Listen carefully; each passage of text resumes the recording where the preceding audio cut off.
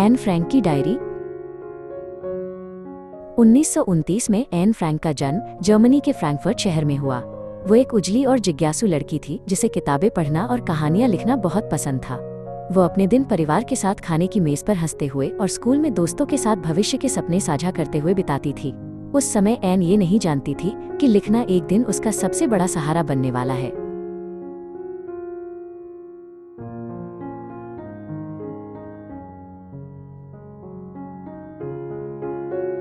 उन्नीस सौ 33 में जब हिटलर सत्ता में आया तो यहूदियों के खिलाफ भेदभाव और उत्पीड़न शुरू हो गया। सिर्फ यहूदी होने के कारण एन के परिवार को पार्कों में जाने से मना कर दिया गया और स्कूल व काम की पाबंदियां हर दिन सख्त होती गईं। सड़कों पर यहूदियों को बाहर करने वाले संकेत दिखाई देने लगे और लोगों की नजरें धीरे धीरे ठंडी होती चली गईं। एन समझ नहीं पा रही थी कि उसे उसके व्यक्तित्व के कारण नहीं बल्कि केवल जन्म लेने के कारण अलग क्यों माना जा रहा है। जैसे जैसे जर्मनी अधिक खतरनाक होता गया, परिवार वहां से निकलकर नीदरलैंड्स के एम्स्टर्डम चला गया। लेकिन युद्ध और नफरत सीमाएं पार कर उनके पीछे आ गईं और वहां भी अब सुरक्षित नहीं रहा। 1942 की गर्मियों में एन की बहन मार्गोट को श्रम शिविर में उपस्थित होने का आदेश मिला।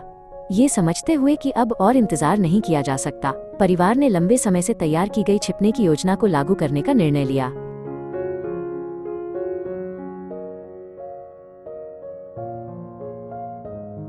एक अलमारी की तरह छिपे दरवाजे के पीछे एक संकरी और अंधेरी जगह दिखाई दी। वहां लगभग कोई धूप नहीं आती थी और इतने लोगों के साथ रहना सांस लेना तक मुश्किल बना देता था। यही वो गुप्त एनेक्स था जहां एन का परिवार और अन्य यहूदी परिवार एक साथ छिपे रहे। इसी अटारी में एन ने दुनिया से कटे हुए लंबे जीवन की शुरुआत की।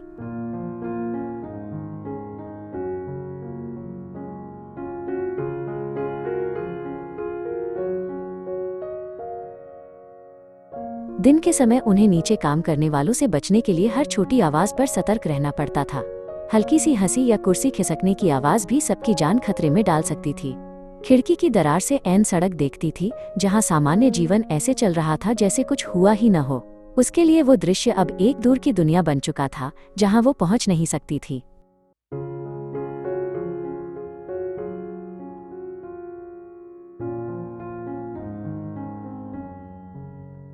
उन्नीस सौ 42 में अपने 13वें जन्मदिन पर एन को लाल चेकदार डायरी उपहार में मिली। उसने उसका नाम किटी रखा और ऐसे लिखना शुरू किया जैसे वो अपनी सबसे करीबी दोस्त से बात कर रही हो।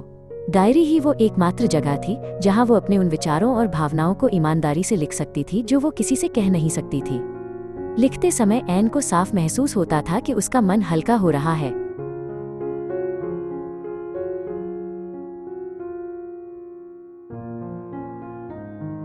एन ने अपने डर और अकेलेपन को और अपने परिवार के प्रति प्रेम को भी शब्दों में उतारा। भले ही उसका शरीर एक संकरी जगह में बंद था, लेकिन लिखने से उसे दुनिया से जुड़ा होने का एहसास मिलता था। जो भावनाएं वो जोर से कह नहीं पाती थी, वे वाक्यों का रूप लेने लगी। डायरी एन के लिए केवल एक रिकॉर्ड नहीं थी, बल्कि उसके दिल की रक्षा करने वाला साधन थी।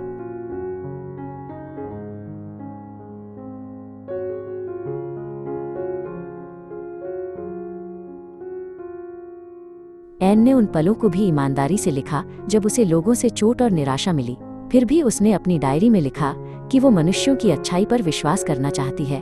जैसे जैसे दुनिया अधिक निर्दयी होती गई, एन उतनी ही मजबूती से आशा को पकड़ती गई। यह विश्वास अंधेरी अटारी में भी आसानी से न बुझने वाली एक छोटी रोशनी था।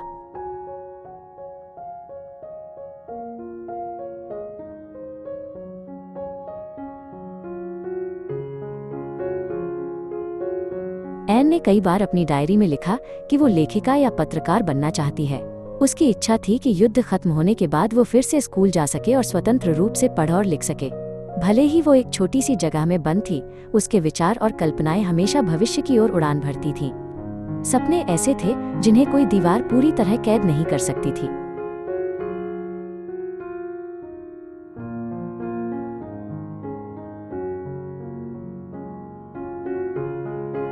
छिपकर रहने का जीवन केवल कुछ महीनों का नहीं, बल्कि 1 साल और फिर 2 साल तक चला। समय के साथ तनाव और बेचैनी बढ़ती गई और साथ रहने वालों के बीच संघर्ष भी बढ़ने लगे। एन ने अपनी माँ के साथ जटिल भावनाओं और टकरावों को भी ईमानदारी से लिखा। उसका लेखन और गहरा होता गया और उसके विचार तेजी से परिपक्व होने लगे।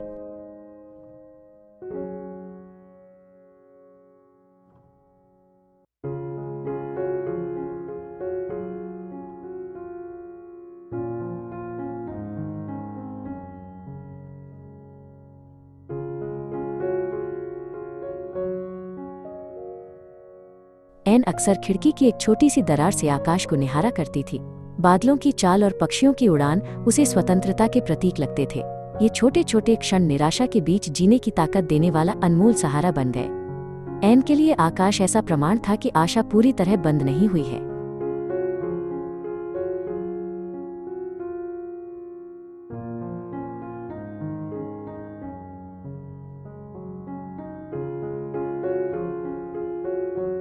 उन्नीस 1944 में 2 साल से अधिक समय तक चली चुप्पी अचानक टूट गई। किसी की चुगली के कारण नाजी गुप्त पुलिस एनेक्स में घुस आई। अलमारी के पीछे छिपी जगह सामने आ गई और अंदर मौजूद सभी लोगों को गिरफ्तार कर लिया गया। एन की डायरी फर्श पर बिखरी रह गई।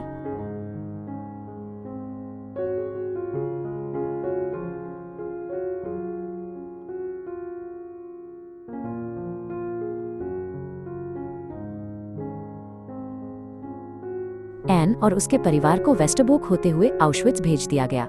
वहां की सच्चाई उनके पहले देखे किसी भी डर से कहीं अधिक कठोर थी। भूख, ठंड और बीमारी ने एन के शरीर को धीरे धीरे कमजोर कर दिया। डायरी अब आगे नहीं बढ़ सकी।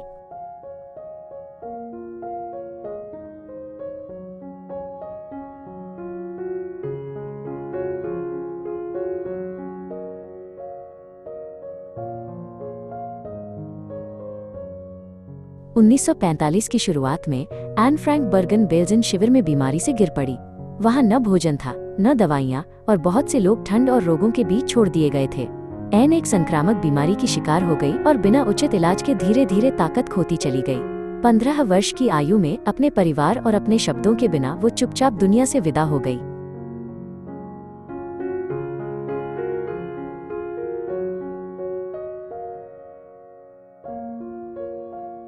युद्ध समाप्त होने के बाद केवल उसके पिता ओटो फ्रैंक ही जीवित लौट पाए। अपनी बेटी की डायरी पढ़ते हुए उन्होंने उसके उस गहरे भीतरी संसार को जाना जिसे वे पहले नहीं जानते थे। वे सब कुछ वैसा का वैसा प्रकाशित नहीं कर सके, इसलिए कुछ हिस्से हटाए या बदले गए। फिर भी ओटो ने निर्णय लिया कि इस कहानी को दुनिया तक पहुंचाया जाना चाहिए।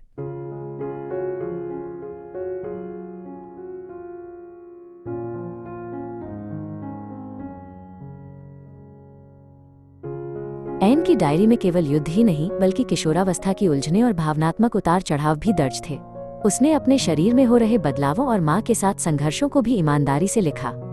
ये निजी हिस्से पहली बार प्रकाशित संस्करण में शामिल नहीं किए गए थे, फिर भी वे साफ दिखाते हैं कि एन कितनी सच्ची लेखिका थी।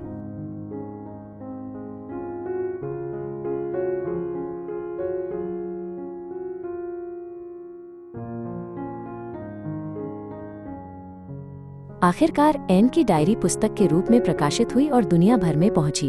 एक लड़की का निजी लेखन युद्ध की भयावहता का साक्ष्य देने वाला ऐतिहासिक दस्तावेज बन गया। समय और सीमाओं को पार करते हुए अनगिनत पाठकों ने इन शब्दों से गहरी अनुभूति पाई। एन की आवाज आज भी पढ़ी जा रही है।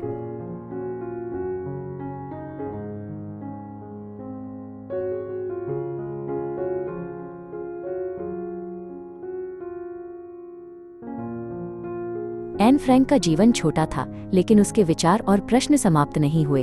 उसकी डायरी ने साबित किया कि अंधेरे में भी शब्द आशा की चिंगारी छोड़ सकते हैं। एन का लेखन आज भी हमसे बात करता है। ये हमसे पूछता है कि हमें क्या याद रखना चाहिए और हमें कैसे जीना चाहिए।